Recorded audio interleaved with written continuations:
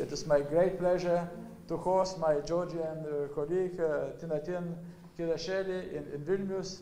We had a very open and frank discussions today. During our meeting, we discussed the issue of mutual interests such as regional security, Georgia's European integration, defense reform process, and progress made, participation in international operations, and perspective for bilateral cooperation. I assure my colleague that Lithuania remains committed in supporting Georgia's NATO aspirations. We will continue our cooperation with Georgia in the areas of military exercise, training, education, capability building. I thank Georgia's defense minister for tremendous Georgia contribution to resolute support mission in Afghanistan and Georgia's participation in EU-led missions and operations, namely in Mali, the Central African Republic, and in Ukraine, where Georgia takes part in the EU advisory mission. I also commended Georgia's commitment to participate in NATO Response Force and Connective Force Initiative. At the same time, Germany, yes. It's very difficult to say anything after that. Thank you, thank you, Minister, for having us here, and thank you to Lithuania for all these years of commitment to the Georgia's Euro-Atlantic cause.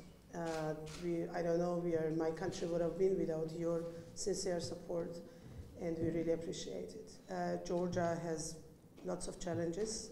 Georgia is facing lots of problems today, and I believe that the problems and challenges that Georgia is facing are not unique to my country. They are cross-border. We see it in Ukraine. We see it in many parts of the world. And the security architecture as it is shaking today is problematic for everybody. There is no weak Georgia as such or weak Ukraine. It will be affecting everybody's security. That's why we pledge to NATO member countries and to European Union to have enlargement policy as an answer to all the aggression that Europe is facing today. We strongly believe in a very simple thing. As long as freedom is expanding, the authoritarian rule stops its action. Freedom is larger, is occupying larger territories. There is no room for aggression.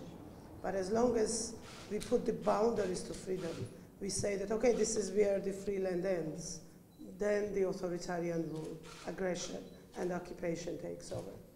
I believe that the free world cannot allow for that, and there will be a possibility to prove it both by European Union and NATO on so many occasions going up to Warsaw Summit next year. Once again, thank you very much for all the support and hospitality to Lithuania and to all three Baltic states for that matter. I just came from Estonia, I was in Latvia before that, and in Poland before that.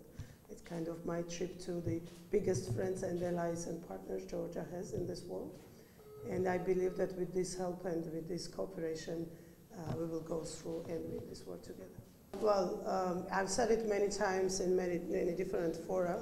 Getting MAP is not the dream of Georgians. The dream of Georgia is becoming a member of NATO. So every time we go to Brussels or we go to capitals of NATO member countries, that's the pledge we are making. We believe that for all over the years, Georgia's commitment, Georgia's actions, Georgia's participation in NATO-led operations, as well as reforms that we are implementing domestically, both on military field, in military structures, as well as on the civilian parts of it and democracy, Georgia deserves membership. If there is any country out there in the world, any aspirant country, that will be Georgia who deserves the membership. For December ministerial, because there is December ministerial before Warsaw, we hope that Georgia's commitment will be evaluated properly. And the MAP is today, by the Bucharest Summit Declaration, as a tool prescribed to be completed before the membership. But we believe that Georgia has already done much more than MAP ever did for any country that used to have MAP before. So we hope for a bigger stage, for a bigger step.